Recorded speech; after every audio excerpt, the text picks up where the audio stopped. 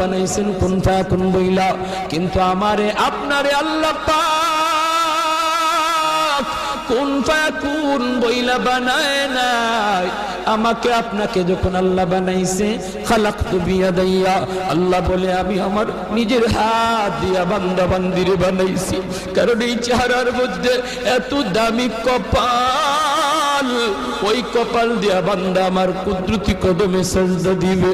এই কপালটার এত দাম, এই কপাল কুন ফায়াকুন বললে হয় না, এই কপাল ফেরেশতাদের হাতে বানাইলেও হয় না, আমি আল্লাহ নিজের হাতে বানাইছি।